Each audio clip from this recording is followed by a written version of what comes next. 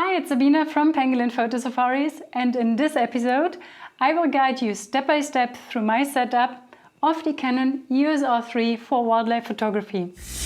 I will concentrate on the most important menu changes I made to unlock the full potential of this mirrorless camera and explain why I chose them over the camera's default settings. And of course, I will also share my favorite custom button configurations, including the setup of the most effective back button autofocus system I have ever used. Canon South Africa has recently sent us a Canon R3 for testing, and following my first impressions video of this mirrorless camera, which you can view right here, I now want to talk you through the setup that I have found most useful when photographing wildlife. Since the R3 offers so many ways to be customized, my setup might not be necessarily right for you. But I'm sure it will give you a good starting point and understanding of the complex menu system of this camera. So grab your camera and let's get started. In shooting menu 1, you can choose the image quality, type and aspect ratio. I always shoot in uncompressed RAW, but you also have the option to choose compressed RAW to double the amount of images that can fit onto your memory card, while still maintaining a lot of flexibility for editing. However, since the R3 isn't a high megapixel monster, I feel that this option is unessential. The image quality is only applicable if you shoot in JPEG or the high format, which, if you own an R3, I doubt you make use of, unless you are perhaps a sports or press photographer that quickly needs to push out lower resolution files.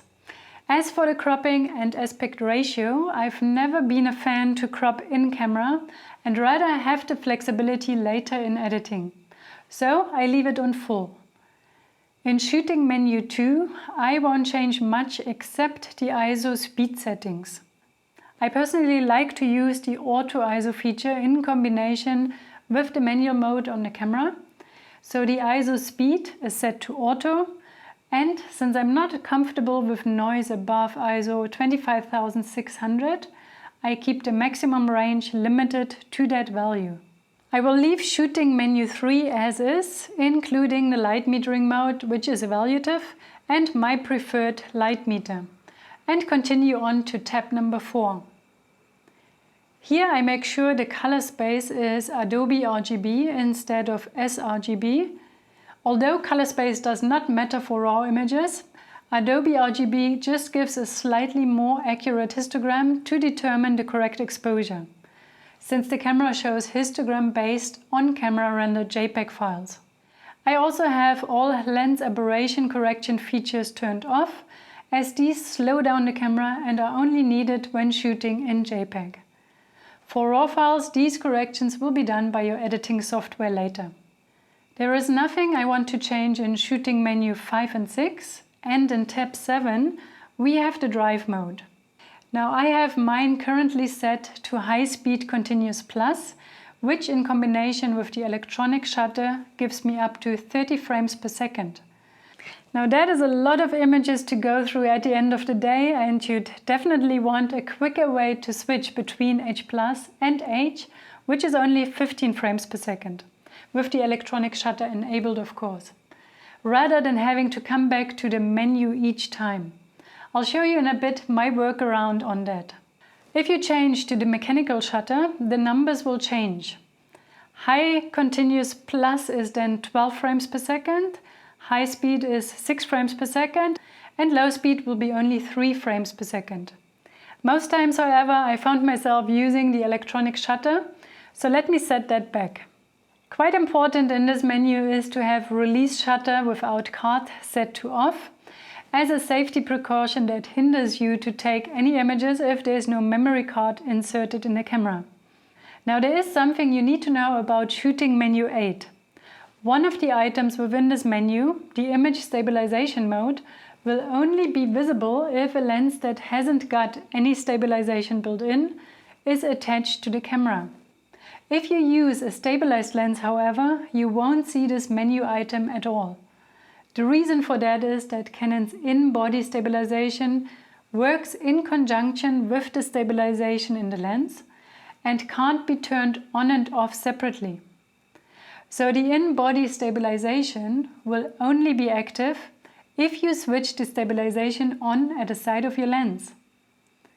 If it is off, there won't be any stabilization, neither optically by the lens nor in-body by shifting the sensor.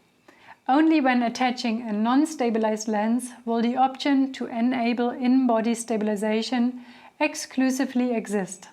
The next option we have is customizing the quick control menu, which appears in the viewfinder when pressing the Q button. All you need to do is enter and select Edit Layout. Choose the items you most often use and hit Menu to save and exit. Every time you press the Q button, these items will be available for quick access without having to lift your eye from the viewfinder. In the last shooting menu, number 9, we find Display Simulation, which lets you take advantage of the electronic viewfinder showing the exposure when exposure simulation is enabled. One of the most useful features on mirrorless cameras, and only active when the optical viewfinder simulation view assist is off. While simulating the feel of an optical viewfinder seems nice, getting instant feedback on the exposure greatly outweighs the benefits in my opinion. Shooting info display as well as viewfinder display format are merely cosmetic changes you can make to what information is visible to you while shooting and how it is displayed. Since this isn't my camera, I haven't set this up, but generally I would go for the most uncluttered view possible. Something that was new to me though is that the R3 can show the focal length I'm using, which I found immensely helpful when using a zoom lens, judging what minimum shutter speed I need to use, for example. So I would always have this feature enabled. Last but definitely not least is display performance. In wildlife photography, we often track fast-moving subjects, and therefore I choose the smooth setting with a higher refresh rate to avoid viewfinder lag. Alright, let's move on to the autofocus menu. Now the settings that I use are by no means perfect for every situation and photographer. There are so many different options to set up the autofocus system, including animal eye detection, eye control autofocus, as well as different autofocus area modes that have been improved by including subject tracking. So I will show you what has worked well for me these past couple of weeks, and hopefully that gives you a good starting point from where you can fine-tune the autofocus system according to your own needs. I am a back button shooter and have made use of the trio of buttons on the back of the R3, assigning each with a different autofocus behavior. If you do not shoot back button yet, I would strongly recommend doing so on the R3 to fully utilize the autofocus capabilities of this camera in a quick and efficient way. Okay, in autofocus menu 1, I have set the autofocus operation to servo mode, which ensures that the camera continuously focuses as long as the focus button is held down. Crucial in wildlife photography. Next, the autofocus area I use is spot autofocus, not to be confused with spot light metering. This lets me be very accurate, focusing on the eyes of the subject. There are plenty of other familiar options here, as well as the new flexible zones that can be customized, which I will show you a little later in the video. The new subject tracking feature, if enabled, will be active in any of the autofocus area modes. However, instead of having it on in the main menu, I will customize a button later on to enable and disable subject tracking rather than having it on all the time. Subject to detect in wildlife, of course, is animals, and the eye detection is enabled. Switching tracked subjects determines how quickly the camera switches autofocus from the subject initially focused onto any other subjects within the frame. This obviously only takes effect when tracking subject is enabled, and mine is set to 1. This one is quite interesting. When I got the camera for testing from Canon South Africa, I made a few initial changes and more tweaks as I got along, but something I've never checked was the autofocus cases. And to my surprise, I've been shooting in the auto mode all along and it worked. Exceptionally well actually. So previously I used to fine-tune one of the cases to have a tracking sensitivity of -2, which means making the focus a bit stickier to my subject, and the acceleration deceleration tracking set to +1 for erratically moving subjects. Unfortunately, I do not have the time anymore to test if this setting would have made a big difference to the auto setting, so I will just leave it there, but who knows, maybe some of you have the R3 and played with the different settings and can shed some light in the comments. I'm sure it will be much appreciated. By the way, if this video so far has been helpful to you, we would love your support hitting that like button and subscribing to our channel. Thank you very much. In autofocus menu number 3, preview autofocus, which used to be called continuous autofocus on the R5 and R6, should be turned off as this will drive the lens continuously, using up lots of battery power. Lens drive when autofocus impossible, I however leave on because this will force focus searching, even if autofocus is difficult, instead of just stopping to search for focus altogether.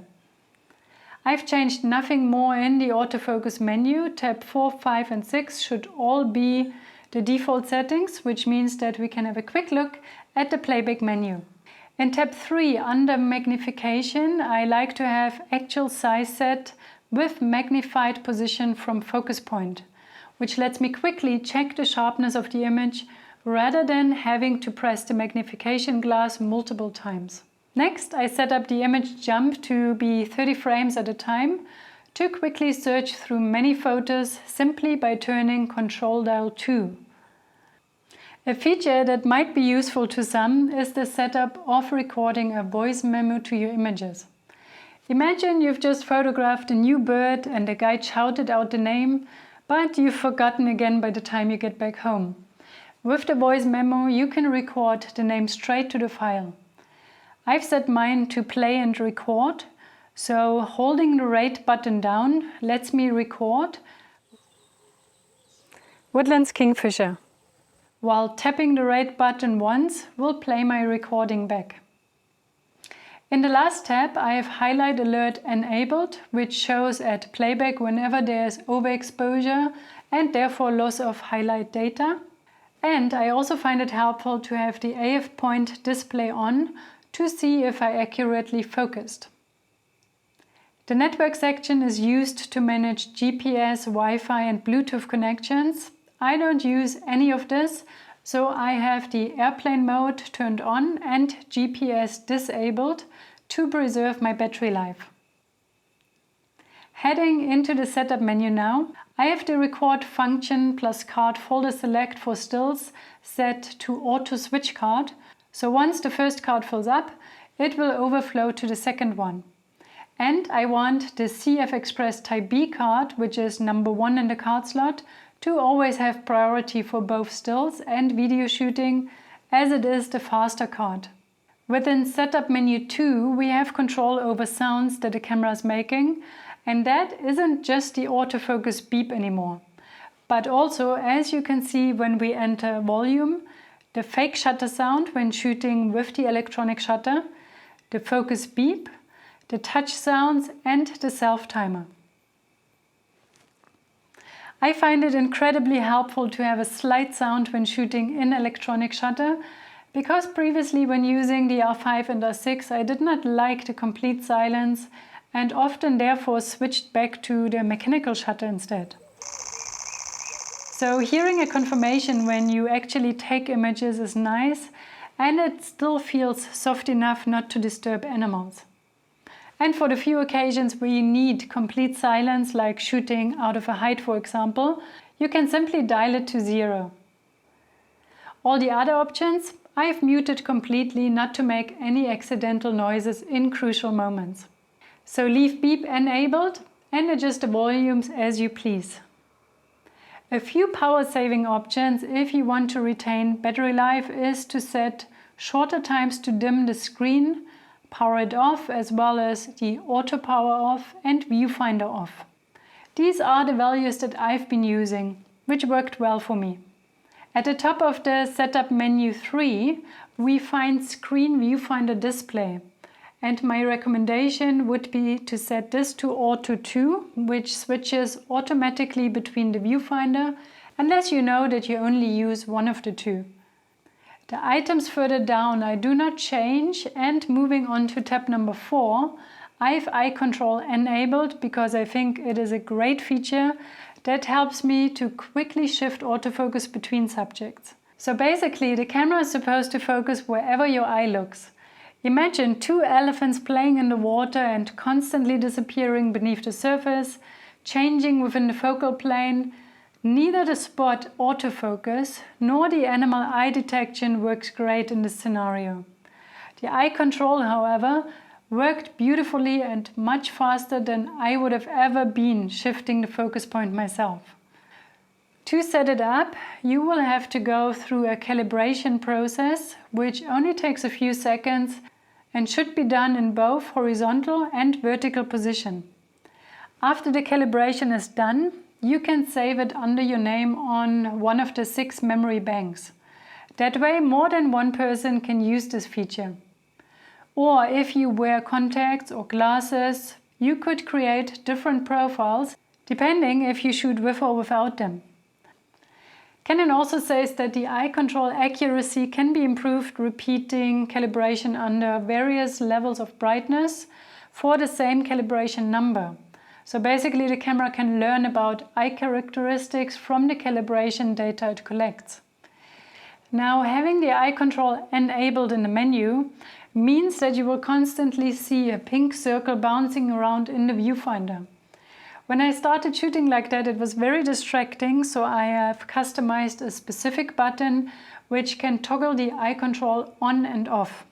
I will show you that once we get to the button customization. Shutter at shutdown closed should be enabled to protect the sensor, and heading to page 5, a very helpful feature here is Save Load Camera Settings on Card. Since it takes such a long time to go through the menu and set up everything, it is great to have an option to back up these settings on a memory card in case you change settings by accident or try different settings but want to eventually revert to what you had before, or if someone else is using your camera and just changes various settings. You can then always insert the card with your settings on and load them back on the camera.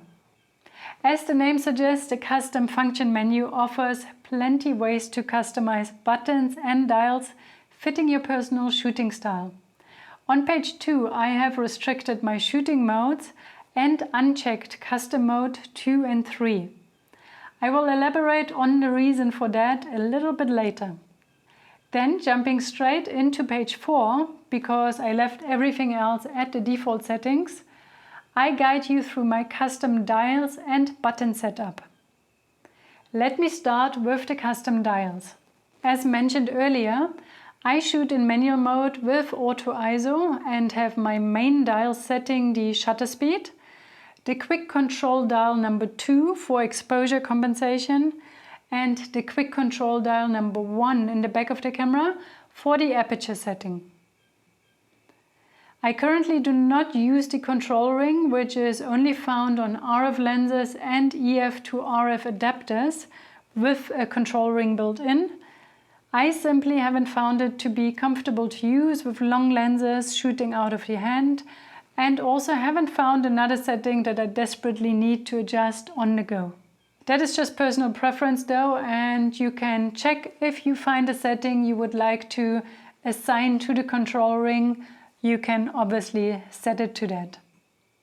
Moving on to the buttons, because I shoot back button focus, I first need to disable the shutter release for focusing and only enable metering.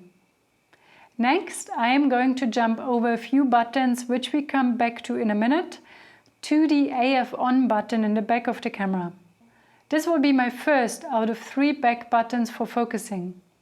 So all I need to do here to set it up is selecting metering and autofocus start. Remember, we have disabled the shutter button for focusing, so the AF on button now takes up the role of focusing, while pressing the shutter button will release and take the image. If I scroll down one line, you will see that the actual button location on the camera marked in orange hasn't changed, but the name changes all of a sudden from AF on button to Smart Controller. That is because this button has basically 2 functions. Pressing down will initiate metering and focusing, and lifting the finger and swiping it around will shift the focus point to the position you want. So I've set up my Smart Controller for direct autofocus point selection during meter. Alternatively, you could also use direct autofocus point selection without meter, which lets you instantly shift the focus point without pressing the AF on button down first. Your choice. I prefer option number 3. Now that we have our first back button autofocus option set up, you need to know that this uses the autofocus area that we initially selected back in the first page of the autofocus menu, and that was Spot Autofocus. However, there might be times that require a larger autofocus area, and that is where my next button configuration comes in. Scrolling back to the top, I use the movie shooting button for autofocus point selection when in stills mode. Once set up, pressing the button will bring up the autofocus area selection menu, and now I can quickly scroll through the different options using the manual function button on top of the camera. If I press the movie shooting button again and the autofocus area menu comes up, you see the red button indicated on the right. When you press it, you can adjust the size of the zone horizontally via the main dial and vertically with the wheel on the back, hence the name Flexible Zone. Very powerful, especially when shooting larger groups of animals and you want to restrict focus to a specific area only. Alright, let's get the other 2 back buttons set up. Let me scroll down to the star button, which will be back button number 2. I want to set this one up with eye detection autofocus. So holding down that button will now try and find the eye of an animal, because we had set up animals as our subject to track earlier, remember? The camera will then try and track that eye across the entire frame. The third and last back button, autofocus, will be assigned to the AF point button on the far right of the R3. And this time I choose to start the autofocus with eye control. What that means is that I can look around the frame for the subject I like to focus on, and once I see the pink circle on the subject, I press the button to lock focus. If I quickly want to shift to another subject, I simply lift my finger off the button, look to the other subject and press the button again. Unfortunately, I can't illustrate this as I cannot record the viewfinder while using the Atomos screen. This option will again use whichever autofocus area has been selected either via the main menu or the quick autofocus area selection I've showed you. So 3 options to get the focus right. But wait, there's more. Remember that we had subject tracking set to be off in the autofocus menu, and I said I would dedicate a button specifically for this. My choice is the manual function button number 2, situated on the front of the camera and available in both landscape and portrait mode. We need to choose Start Stop Tracking, and voila, pressing this button once will enable subject tracking, and pressing it again will disable tracking. This function can be active when either using the AF on back button or the third back button on the right that works with the eye control. Since the star button in the middle is set to animal eye detection, it is tracking anyways. The difference of having tracking enabled when using the flexible zone, for example, is that the subject will now be tracked across the entire frame. while without tracking, the camera only tracks whatever lies within the zone. I haven't had time to test this feature extensively, but it seems very powerful, and I think it will only add to the keeper rate when shooting with an R3. Circling back to the eye control autofocus for a moment, it might be irritating to see the pink circle jumping around the frame all the time, especially when you know that you won't make use of this feature. Here is a quick solution. Select another button. I chose the LCD panel illumination, which I rarely use, and have set it to eye control, which means that I can toggle the eye control on and off with this button. These are all the buttons concerning the autofocus setup. I know it seems very confusing right now, and it will take some time to learn your way around which button does what, but believe me, once you do, it makes life so much easier. Trust me. I have just a few more buttons for general operation of the camera, and the first is the menu function button on top of the camera. We used it earlier to cycle through the different autofocus areas, but that is only applicable when we called the autofocus area menu up first. If you just press the button itself, you can assign another function.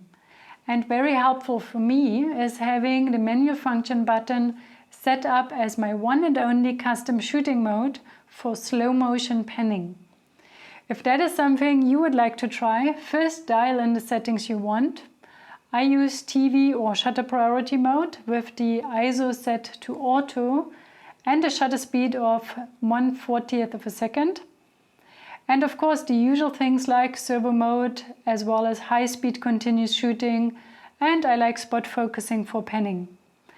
Next we need to register these settings to any of the custom modes. I chose C1. And now all is left to do is assign the C function to the menu function button. When hitting the menu function button now, the camera jumps straight into the panning mode, and pressing it again reverts back to whatever settings I've used before. If we had not disabled C2 and C3 in the restrict shooting modes menu earlier, we would have to cycle each time through all three different custom modes before returning back to the previous settings. This of course makes sense if you have other custom shooting modes assigned, but for me, since I only use the one, I have them unchecked. The mode button on top of the R3 stays as is, but I do change the depth of field preview button to image replay. That way I can view my images without having to lower my camera first to reach the regular play button in the back. Extremely helpful when shooting with long and heavy lenses.